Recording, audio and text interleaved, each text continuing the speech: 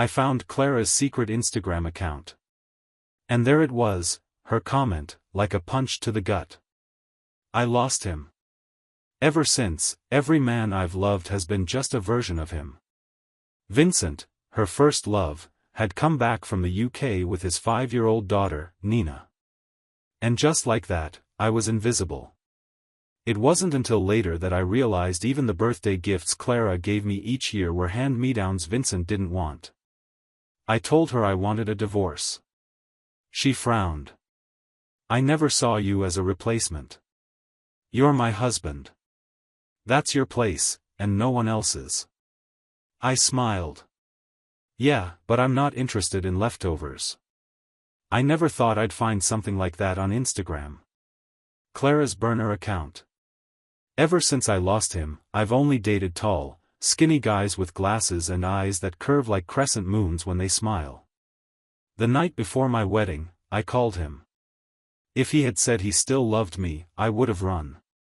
The comments were split. Some people were heartbroken for her. Others weren't so sympathetic. Girl, he's got a daughter. You're married too. Still hung up after all these years? You're not thinking of cheating, are you? My thumb paused mid-scroll. Then kept going. Clara replied. I'm trying to love him. I really am. I had no idea what trying even meant to her. In our 4th year of marriage, Clara, who never lifted a finger at home, suddenly cleaned the whole place spotless. She curled up in my arms, her voice soft. From now on, I'll spend every birthday with you. Let's have a baby. Just the 3 of us. A real family. The next day, Vincent flew in from the UK. Clara didn't come home that night. Vincent hadn't come back just for nostalgia. His wealthy wife, Julia, had died unexpectedly. Her kids from a previous marriage carved up the inheritance like vultures and kicked him out without a second thought. Even his 5-year-old daughter got the boot. Clara was helping him out of the car when our eyes met. She froze. Vincent wore gold-rimmed glasses. Charming. Polished. Like always. He gave a courteous smile. Mr. Sullivan, please don't misunderstand. Clara was just helping me. Clara cut him off. No need to explain. He's not the jealous type. Right. They exchanged a smile, like I wasn't even there. Vincent headed upstairs, slow and dignified. Only then did Clara seem to remember I existed. She walked over to me. Last night was unexpected, Clara said, her voice calm, too calm. Vincent had a stomach hemorrhage. Nina spiked a fever out of nowhere.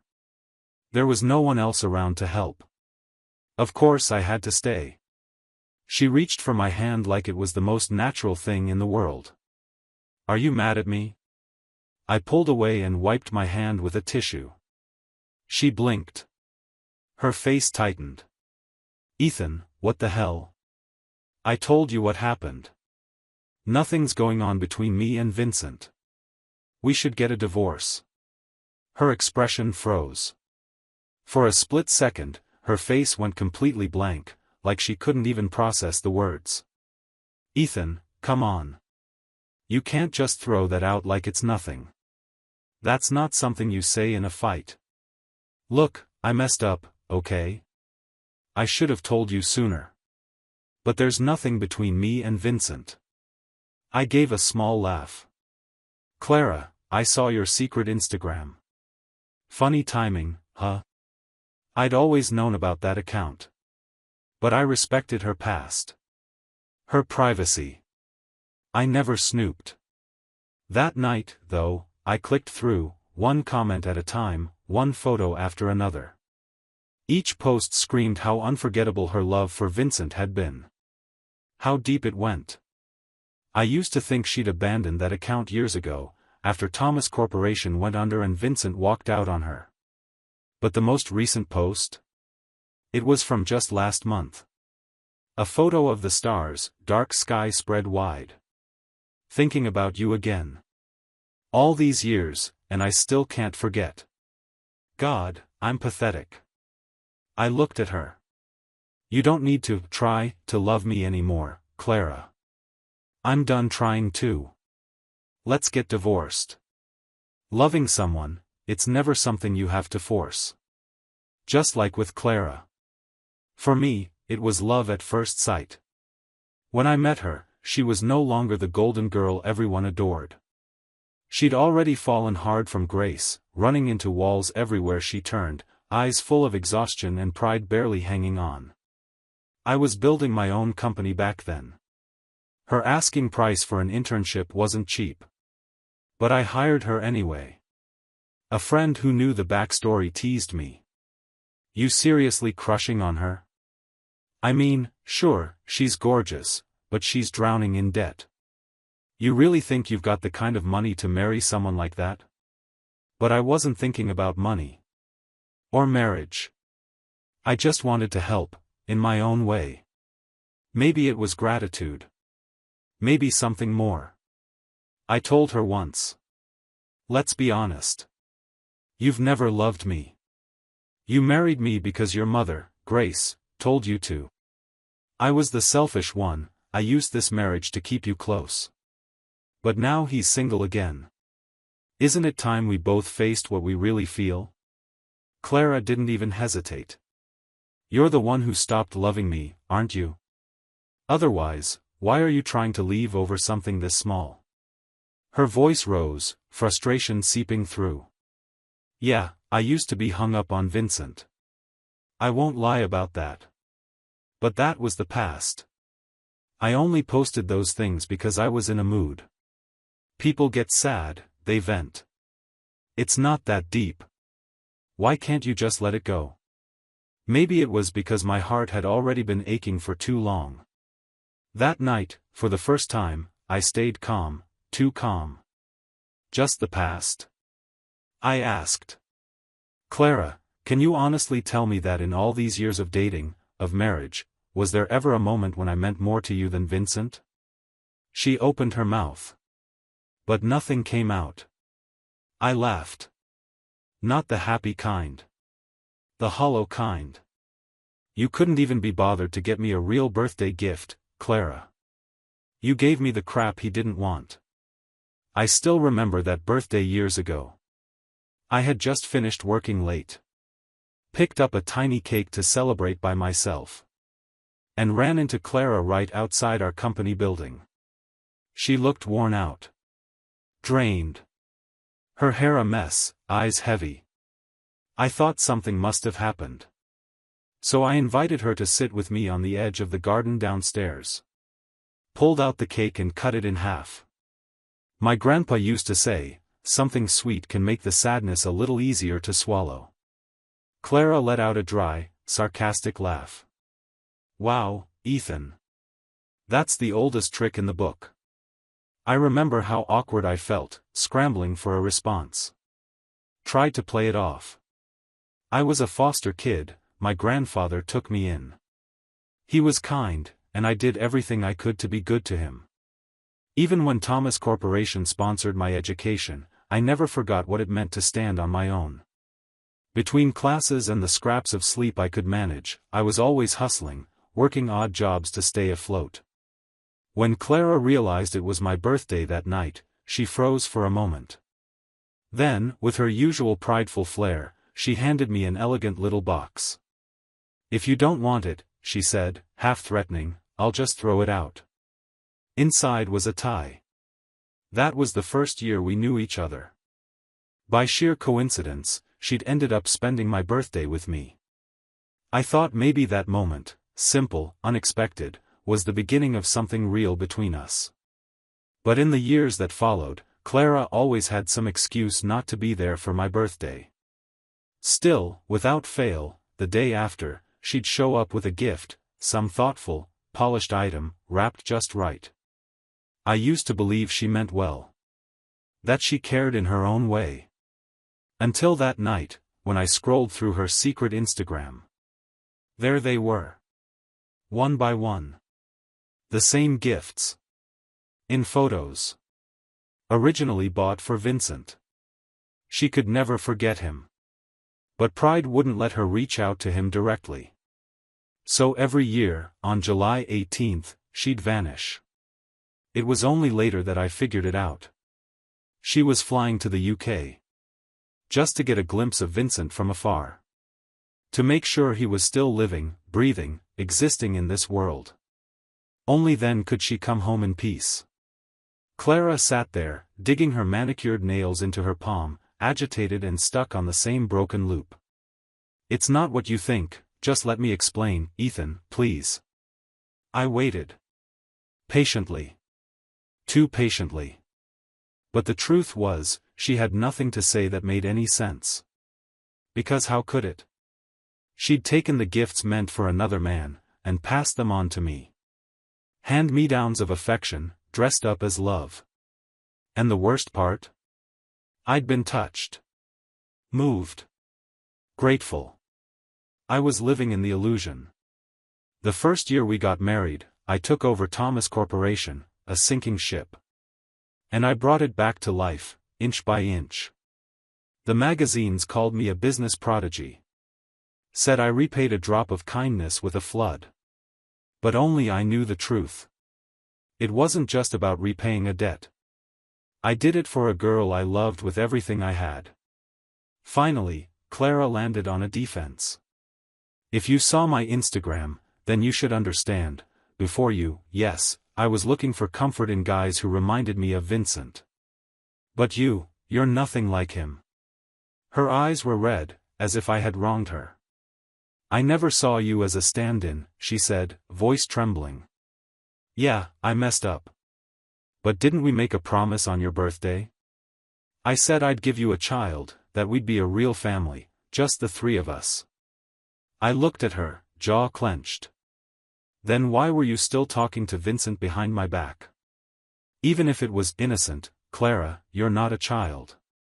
You know what it looks like when a married woman spends the night with another man. Alone. If you'd just called me, even texted, if you'd just said something beforehand, I probably wouldn't have lost it like this." I leaned in a little. My voice dropped. "Can you swear to me, really swear, that your conscience is clean?" She couldn't.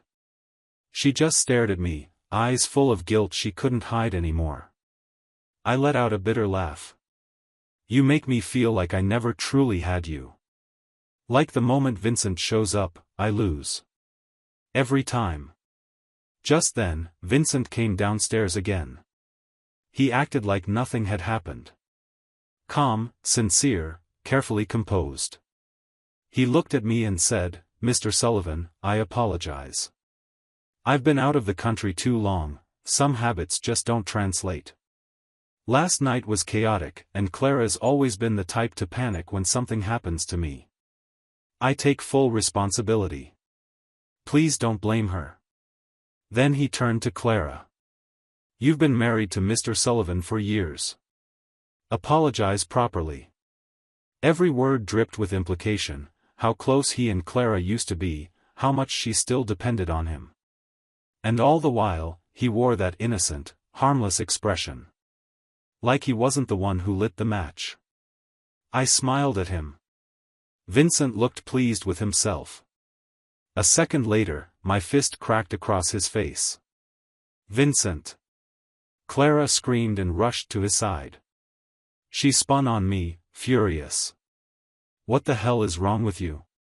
Vincent's left cheek was already swelling, his eyes flashing with rage, but the moment he looked at Clara, it all melted into a mask of wounded patience. "Don't blame Mr. Sullivan," he said softly. "Let him vent. He needs to get it out. It's fine." I rolled my wrist and stayed dead calm. They don't have a tradition in the UK of married women being nursed by their exes, do they? "Vincent, save your manipulative crap. It might have worked on Clara and that rich widow you clung to, but it doesn't work on me." The phrase, rich widow, flickered something dark in Vincent's eyes. And Clara. Even now, she stood by him. "I know you hate Vincent, but why smear him like that?" she snapped. She bit her lip. I met Julia. She and Vincent really loved each other. It wasn't some shallow fling, like you're making it out to be. If you've got a problem, she added, take it out on me. Julia's gone. Let her rest.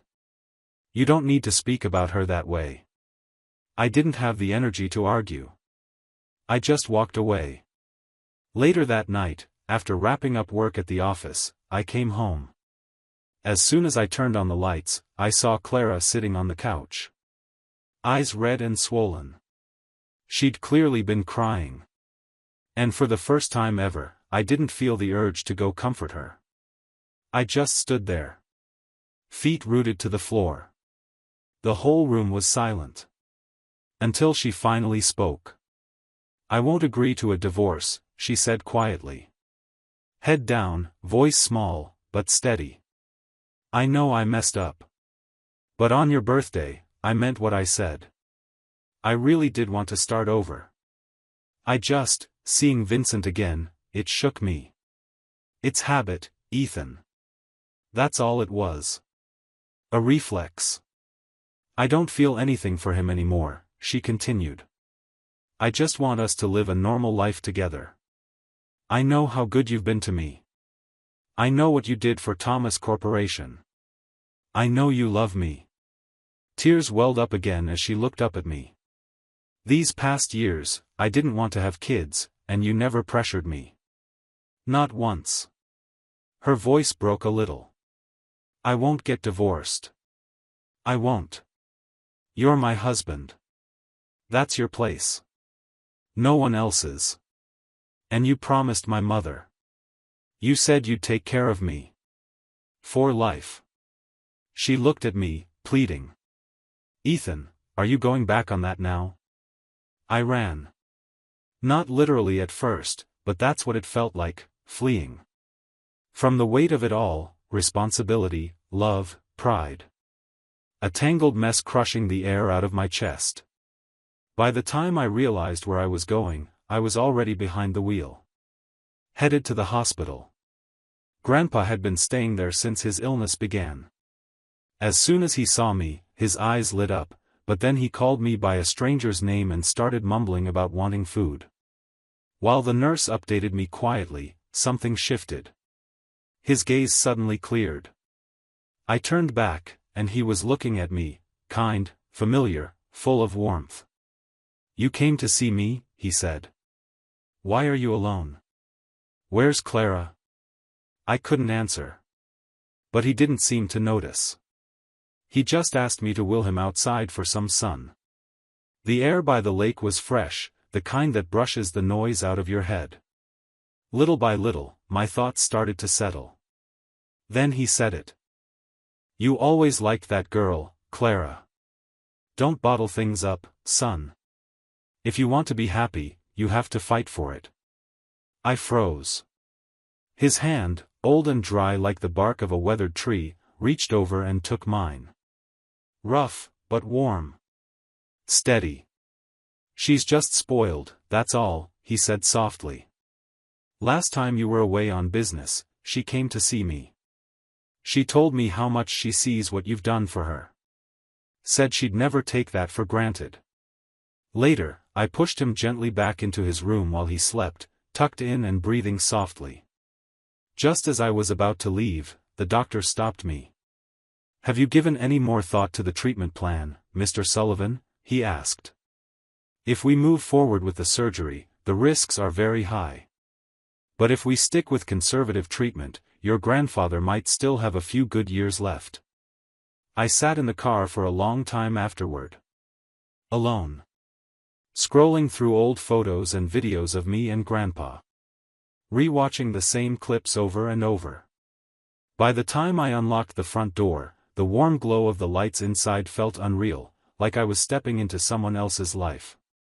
Clara stood in the kitchen, wearing an apron and holding a dish with both hands, wrapped in oven mitts. She looked up when she heard the door. Startled. And in that 1 second, she lost her grip. The dish slipped. Crash. Porcelain exploded across the floor. The smell of food filled the room, heavy and warm.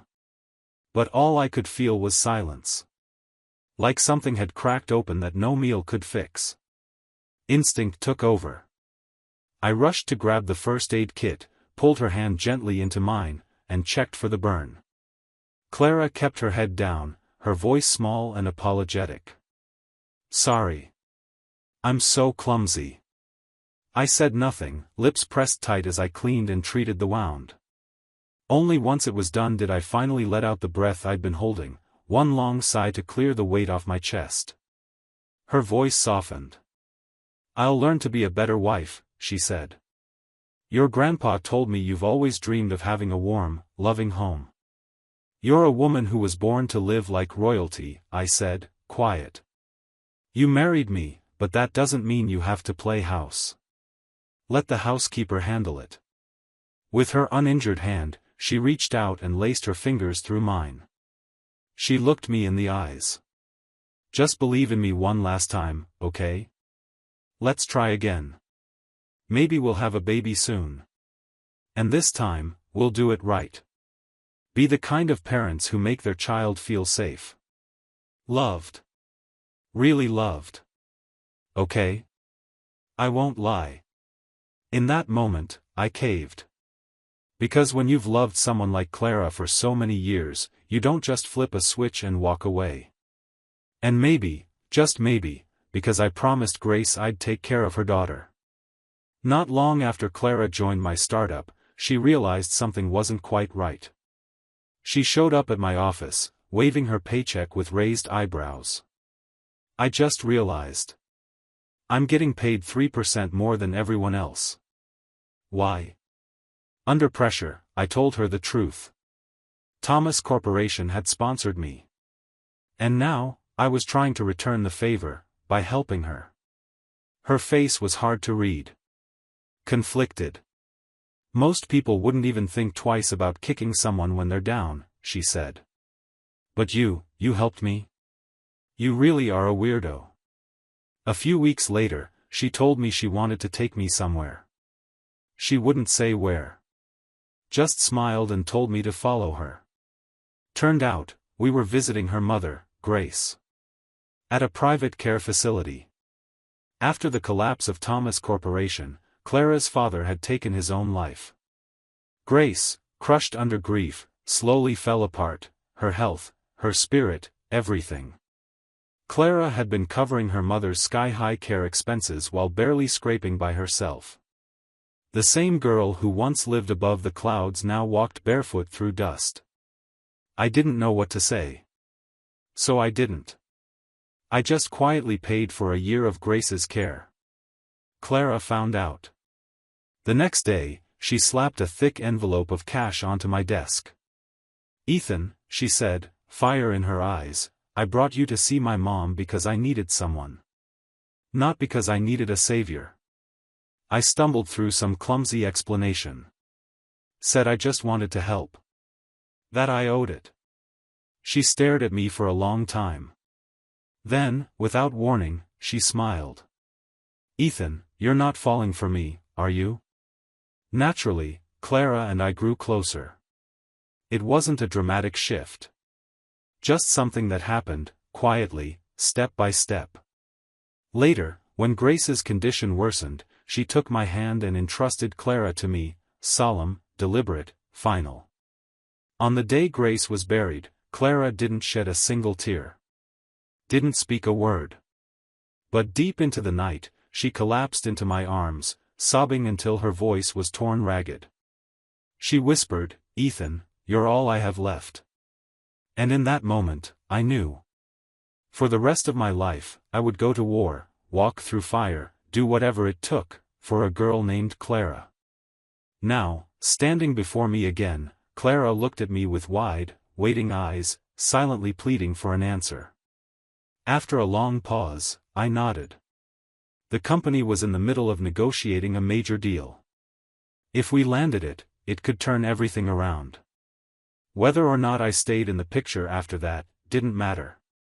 As long as things didn't fall apart, the company could finally stand on its own. So I said, let's give it until the deal closes. Until then, we give each other one last shot. If this ended in collapse, I would have paid my debt to Thomas Corporation in full. But if, in this time, Clara could truly prove her love for me, then maybe, just maybe, I'd forgive her. One last time. For the next 2 weeks, Clara was all in. Every glance, every word, every smile, everything was about me. If I ignored the mess behind us, we almost felt like the couple we used to be. Young, reckless, wrapped in sweetness. But a week later, I walked into the company's lobby, and something was off. People looked uneasy. Shifty. Like they didn't know whether to speak or hide. I pushed open my office door. The place looked like a storm had ripped through it. Papers scattered. Chairs knocked over. A complete disaster. My assistant rushed over, face pale. "Mr. Sullivan, I messaged you." Before she could finish, I heard laughter. Coming from Clara's office. I followed the sound, jaw tight. Opened the door. And there they were. Clara. Vincent. And a little girl, Nina, twirling around, using a file folder like a toy airplane. They were laughing. Loud, carefree. For a moment, Clara looked up and guilt flashed across her face like a lightning strike. Gone as quickly as it came. "I already called someone," she said quickly. "They're coming up to clean the office now." I lost it. "Clara, are you out of your mind? Do you know how many confidential documents are in there? And you let a kid run around playing with them?" She lowered her head slightly, knowing she was wrong, but still tried to defend herself. "Nina's only 5, Ethan. She doesn't understand any of it. And what if she turns one of those files into a paper airplane? Do you have any idea how serious that is?" Truth was, I'd spoiled Clara. Even after bringing her into the company, trying to teach her the ropes, she never showed any real interest in learning. And now she didn't even understand the basic security standards of a corporate office. Then Vincent flashed that trademark smile. The one that always tried to smooth everything over with fake humility. "I'm really sorry. It's my fault," he said. "The nanny called in sick, so I had to bring Nina. Then the morning got busy. I took my eye off her. I sincerely apologize, Mr. Sullivan." But my ears caught something in his phrasing. I turned toward him, eyes narrowing. "What did you just say? The morning got busy?" Vincent beamed, proud as ever. He flipped the nameplate on the desk beside him. "Vincent.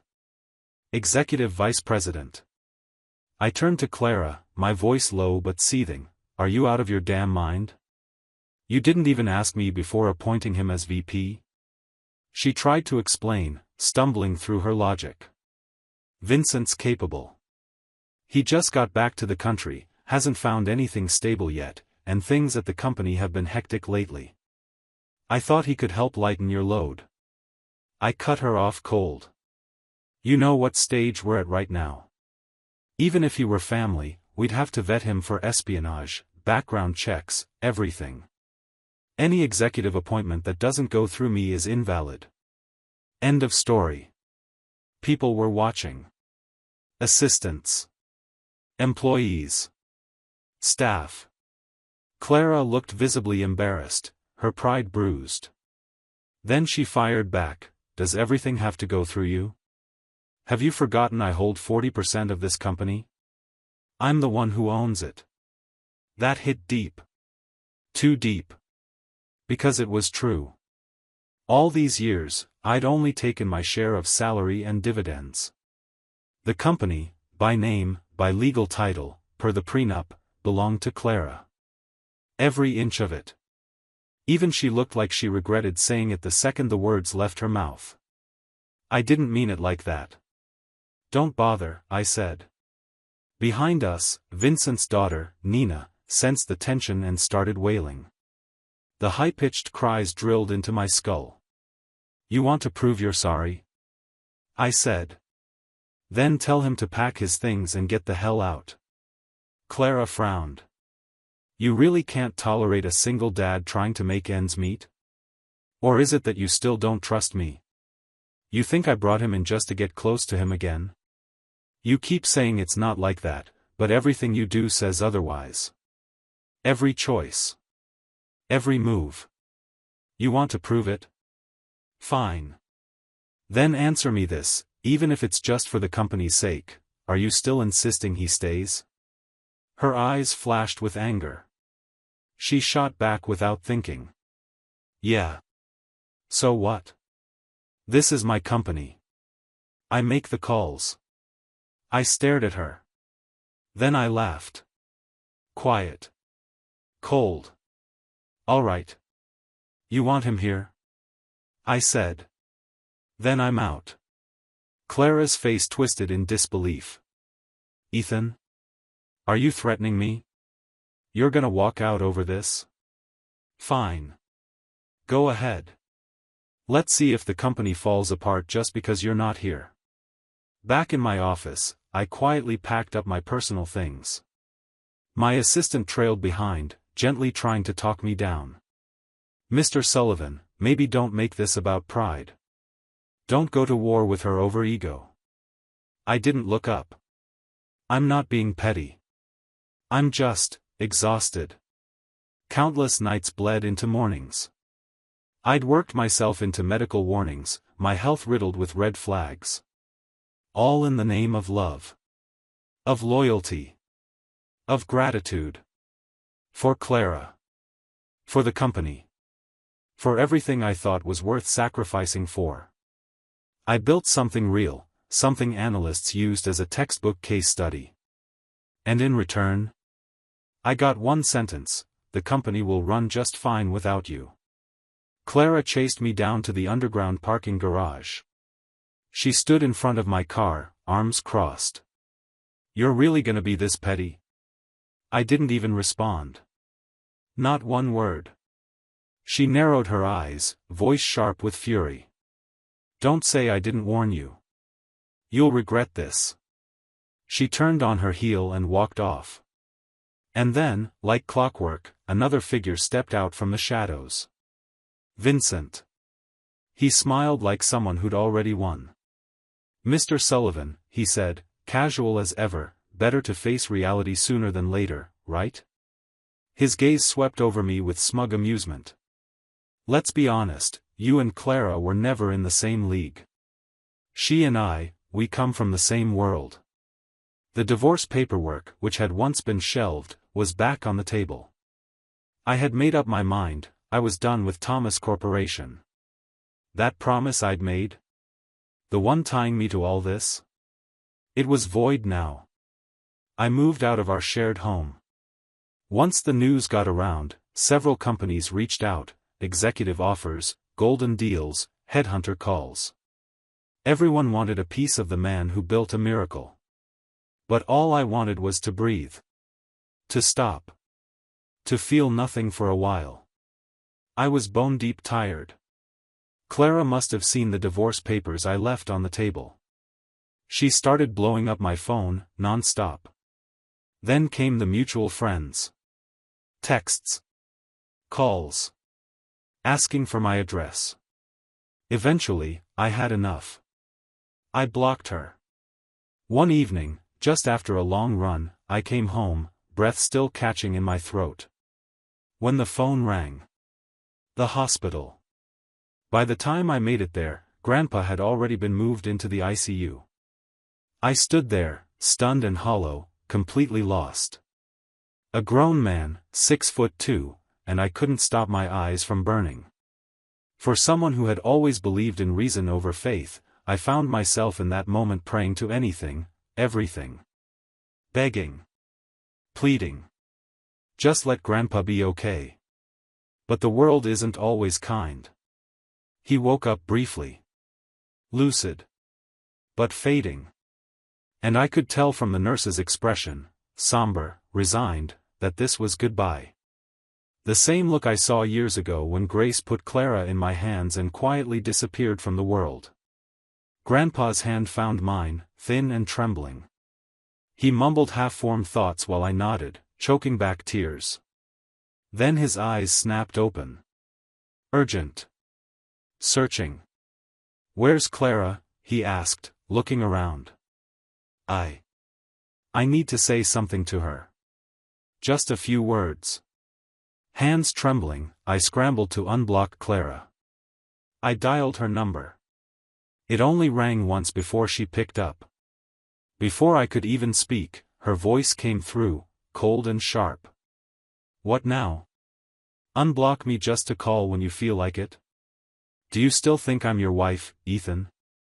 Or just someone you can mute and unmute whenever you please? I tried to answer, but my voice caught in my throat. When I finally spoke, I broke. My grandpa, he's not going to make it. He wants to see you. Please, Clara. Get to the hospital. As fast as you can. Silence. For a second, I thought she was already rushing out the door. Then I heard her scoff. Oh, I see. You still want to make up, but can't say it straight, so you're using that excuse? In the background, I heard Nina laughing. And then Vincent's voice, calling her in for dinner. Clara responded casually, like nothing was happening. Like none of it mattered. Just before she could hang up, I blurted out, fast, desperate. I'm not lying, Clara. I'll video call you right now if you need proof. Please. I'm begging you, just come. He doesn't have much time. Finally, her voice shifted. Firm. Focused. I'm on my way. But she didn't come. Not in time. I stayed by Grandpa's side, holding his hand as his breathing turned ragged. He clutched me, like he was hanging on for one more moment. And then, he let go. Eyes closed. Silent. Gone. I sat on the cold hospital floor, back against the wall, hollowed out. Then footsteps. Fast. Light. Clara ran toward me and dropped to her knees in front of me, face pale and stunned. I didn't think, she choked. I didn't think it would happen so fast. I stared at her. Why didn't you come sooner? She hesitated. Struggled to speak. Nina had sudden stomach pain, she said. She wouldn't let me leave. I had to take her to the children's hospital with Vincent. I was too numb to even react. Nina has her father. She wasn't alone, I said. But Grandpa? His last wish, his only request, was to see you. Just one more time. I let out a laugh, but it came out broken. Uglier than crying. Clara, do you even have a heart anymore? Even if I upset you, even if you hate me, what did he ever do to deserve this? Is it always going to be like this? Anytime Vincent's involved, do I just stop existing to you? She didn't say a word.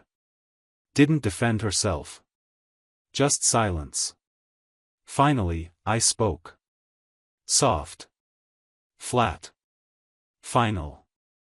Let's get divorced, Clara. I'm done. I won't fight you over anything, not the house, not the company. I won't even take a piece of paper with me. If that's still not enough, I'll walk away with nothing. Is that good enough for you?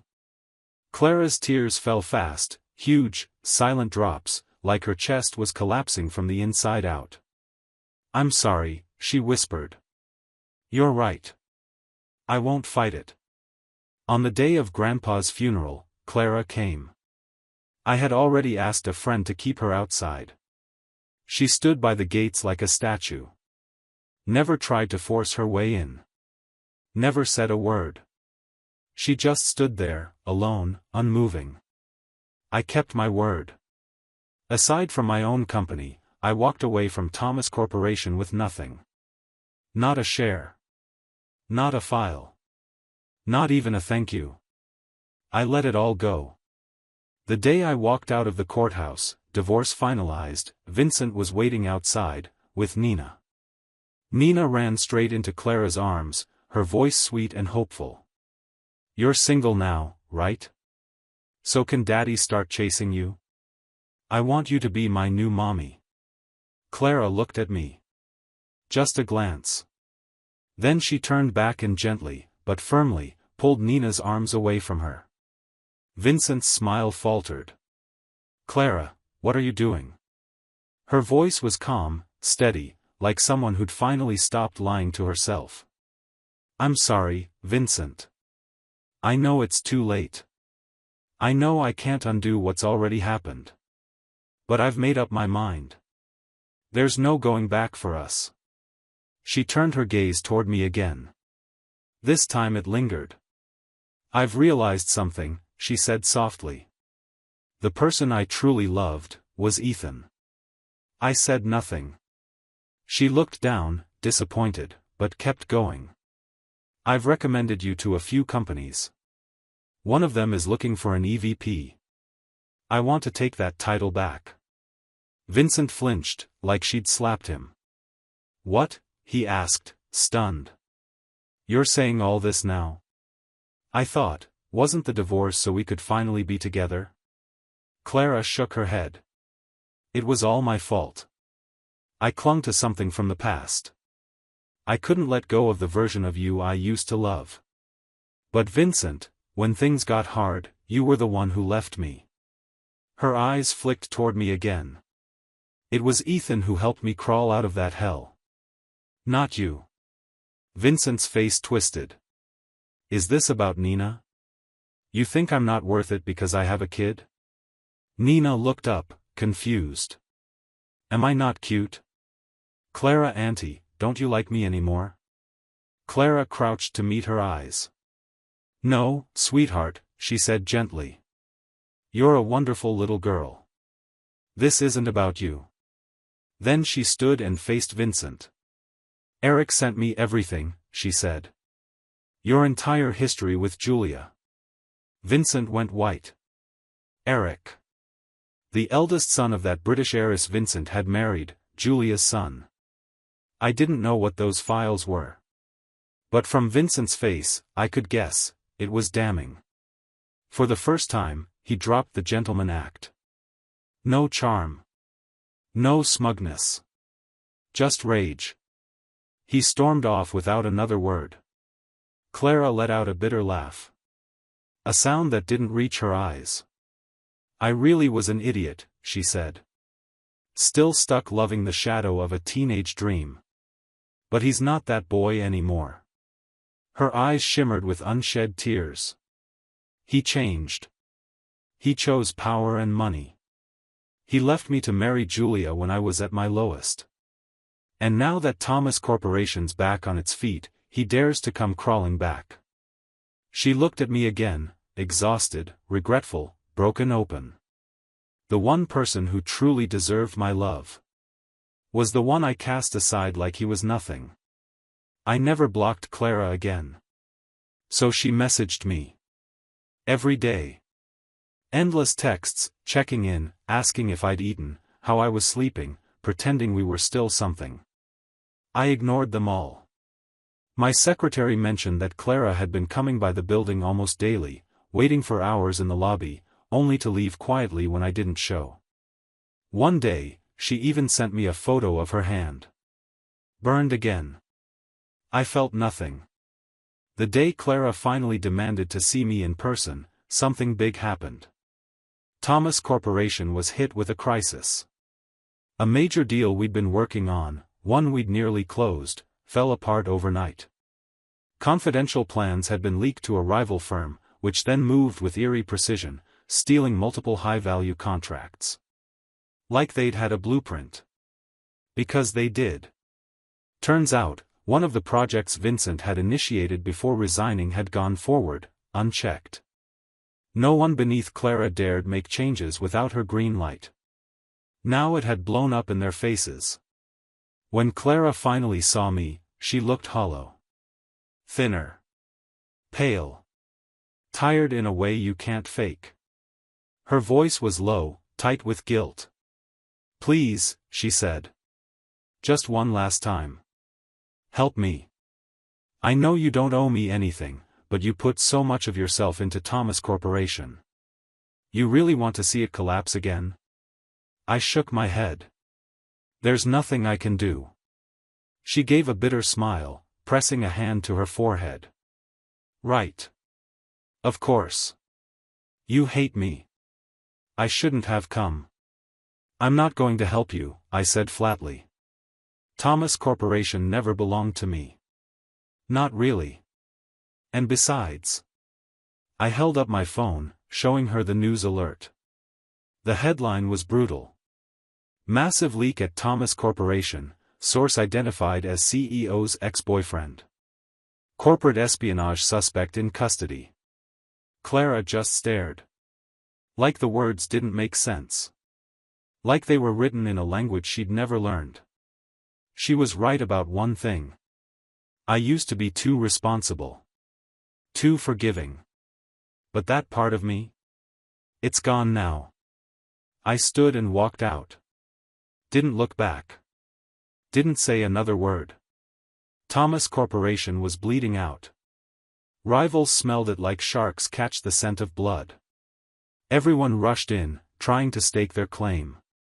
Old co-workers, former team leads, even a few board members came begging, asking me to step in.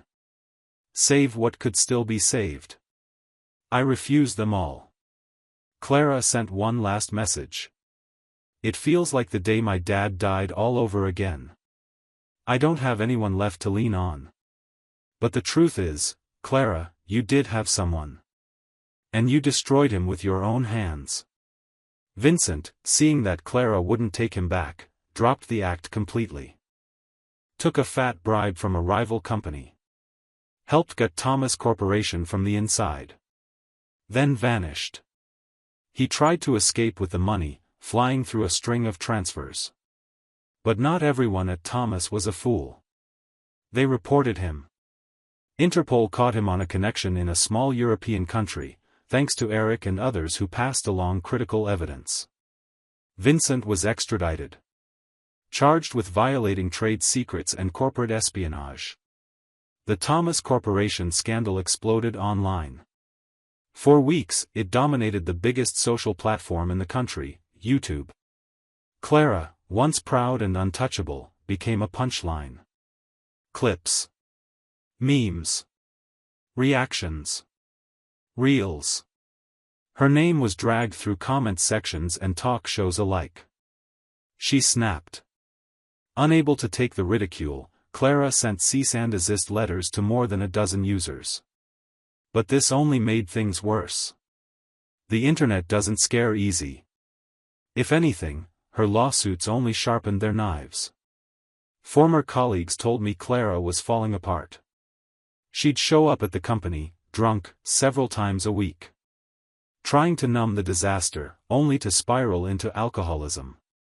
One night, long after midnight, she called me. Her voice slurred, thick with liquor and grief. I ruined it. I ruined everything. My father's legacy. Our marriage, all of it. I did this. She broke down, sobbing. I have nothing left, and now even you don't want me. I kept my voice level. I'm not your therapist, Clara. These aren't my problems anymore. But drunk Clara wasn't done. Her next words were a mess of tears and desperation. Let's get back together. Please, Ethan. I meant it when I said my husband's place could only belong to you. I laughed. Clara, I don't collect broken things. That was the moment I realized even keeping her number felt like a splinter I never removed. So I blocked her. For good. With Thomas Corporation behind me, I focused entirely on my own company, the first one I built from scratch. And I thrived. Years of quiet resilience and a rock-solid reputation in the industry paid off. Everyone wanted to work with me.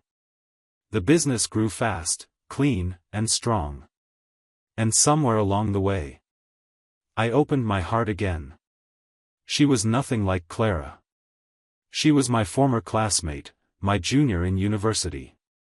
Smart, fierce, and bold enough to challenge me in meetings when it mattered. The kind of woman who stood her ground and fought for the company's future. The kind who once stood in for me during a critical negotiation while I was out sick, and won. She had fire in her eyes and ambition in her blood. One day, she looked at me with that confident half-smile and said, "I've been working hard to catch up with you, Mr. Sullivan. I was never meant to be a delicate flower kept under glass. I want to stand beside you. Tall. Rooted. Facing the storm together." 3 years later, I got married. The night before the wedding, I met with some old friends for a quiet drink. That's when someone brought up Clara again. Apparently, she had remarried, for the sake of saving what was left of Thomas Corporation. Her new husband was a wealthy man in his 50s. He had 3 sons and a daughter. This time, she finally got her wish. She became a stepmother. But the reality wasn't kind. The man's kids weren't easy. When Clara got pregnant, she accidentally fell down a staircase and miscarried. The doctors said she'd never have children again. My friend looked at me carefully. I also heard her husband's already seeing someone else. Clara's drinking hasn't stopped. Some nights she gets blackout drunk, crying and screaming your name. I didn't flinch. Just shook my head. You don't need to tell me these things. Some things are better left unsaid. And then I turned. My fiancée was walking toward me, still in her work clothes, stride full of purpose. My future. My life starts now, I thought. With her. Whatever came before doesn't need to be remembered anymore. The past is over. Let it stay that way.